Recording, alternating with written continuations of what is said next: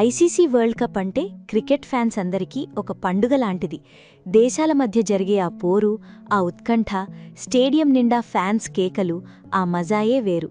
కానీ రాబోయే 2027 one day world cup మరియు 2028 టీ20 వరల్డ్ కప్ మనం ఇప్పటివరకు చూసిన వాటికంటే పూర్తిగా భిన్నంగా ఉండబోతున్నాయని మీకు తెలుసా?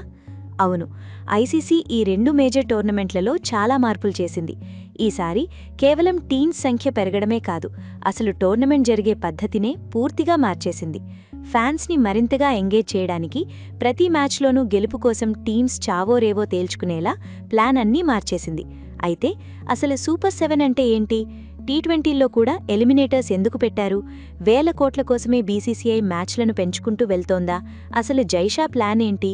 ఈ కొత్త రూల్స్ వల్ల ఏ టీమ్స్కు ఎక్కువ నష్టం అనే విషయాలను ఈ వీడియోలో తెలుసుకోబోతున్నాం. ఎక్కడా స్కిప్ చేయకుండా చివరి వరకు చూడండి. ముందుగా మనం 2027 వన్డే వరల్డ్ కప్ గురించి మాట్లాడుకుందాం.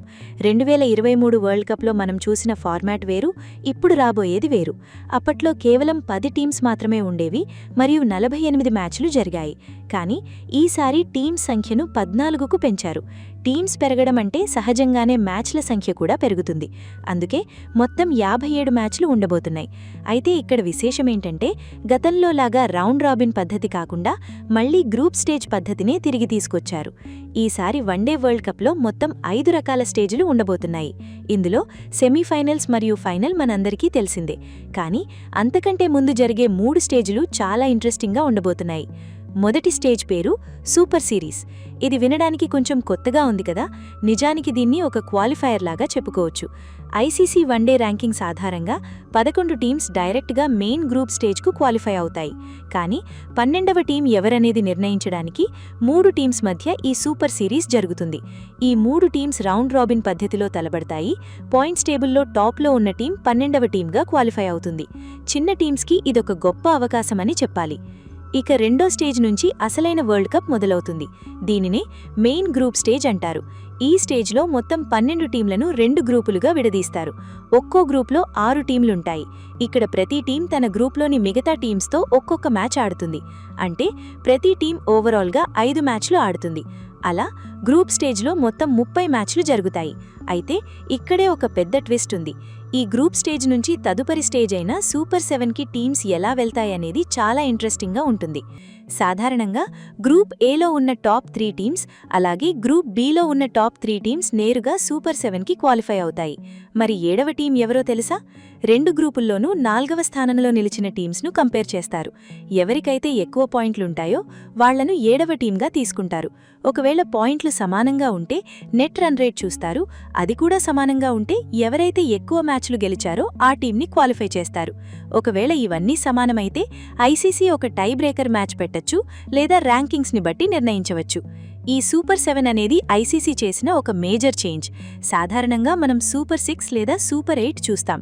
కానీ ఈసారి 7 టీమ్స్తో సూపర్ స్టేజ్ నిర్వహించబోతున్నారు.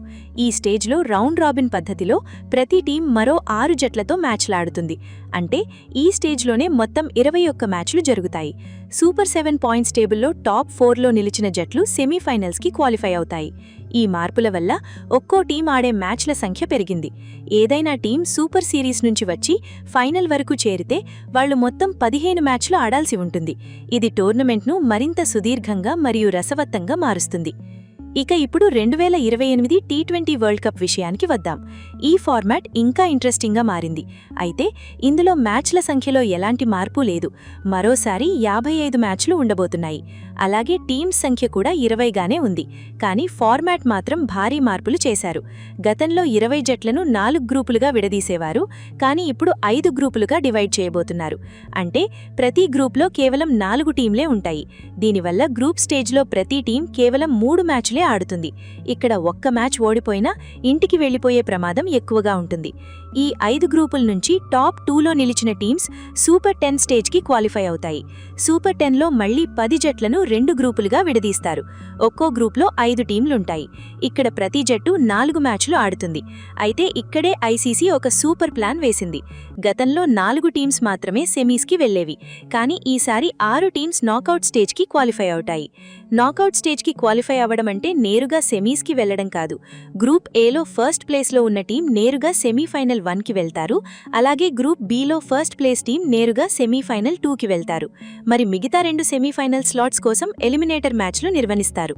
గ్రూప్ ఏలో సెకండ్ ప్లేస్ టీం మరియు group below third place team మధ్య ఒక ఎలిమినేటర్. అలాగే గ్రూప్ ఏలో థర్డ్ ప్లేస్ టీం మరియు group below second place team మధ్య 2 ఎలిమినేటర్ జరుగుతుంది. ఈ ఎలిమినేటర్స్లో గెలిచిన టీమ్స్ అప్పటికే సెమీస్లో వెయిట్ చేస్తున్న టాపర్స్తో తలబడతాయి. ఇక్కడ ఐపీఎల్కి దీనికి ఒక పెద్ద డిఫరెన్స్ ఉంది. ఐపీఎల్లో టాప్ టీమ్స్కి ఓడిపోయినా సెకండ్ ఛాన్స్ ఉంటుంది. కానీ ఇక్కడ నాకౌట్ అంటే నాకౌటే. ఒక్క మ్యాచ్ ఓడిపోతే ఇక టోర్నీ నుండి వెళ్లిపోవడమే. ఈ పద్ధతి వల్లే సూపర్ 10లో పోటీ విపరీతంగా పెరుగుతుంది. ఎందుకంటే గ్రూప్లో 2వ స్థానంలో నిలిస్తే ఒక అదనపు ఎలిమినేటర్ మ్యాచ్ ఆడాల్సి ఉంటుంది. అదే టాపర్గా నిలిస్తే నేరుగా సెమీస్కి వెళ్లి సేఫ్గా ఉండవచ్చు. ఇది డెడ్ రబ్బర్ మ్యాచ్ల సంఖ్యను తగ్గిస్తుంది మరియు ప్రతి బాల్ను ఉత్కంఠభరితంగా మారుస్తుంది. మొత్తానికి చూస్తే ఐసీసీ వన్డే వరల్డ్ కప్ను ఒక మ్యారథాన్ లాగా, టీ20 వరల్డ్ కప్ను ఒక హై ఇంటెన్సిటీ వార్ లాగా మార్చేసింది. వన్డేల్లో ఎక్కువ మ్యాచ్లు ఆడడం ద్వారా జట్ల నిలకడను పరీక్షిస్తుంటే టీ20లో ఎలిమినేటర్స్ ద్వారా ప్రతి క్షణం అప్రమత్తంగా ఉండేలా చేస్తోంది. ముఖ్యంగా టీ20లో నాకౌట్ టీమ్స్ సంఖ్యను పెంచడం ద్వారా మరింతమంది ఫ్యాన్స్ తమ టీంని సెమీస్లో చూసే అవకాశం కలుగుతుంది. మరి మీకు ఈ 2 ఫార్మాట్లలో ఏది మీకు బాగా నచ్చిందో కమెంట్ చేసి, వీడియో నచ్చితే ఒక లైక్ చేయండి. అలాగే ఇలాంటి మరెన్నో ఇంట్రెస్టింగ్ వీడియోస్ కోసం మా ఛానల్ని సబ్స్క్రైబ్ చేసుకోండి.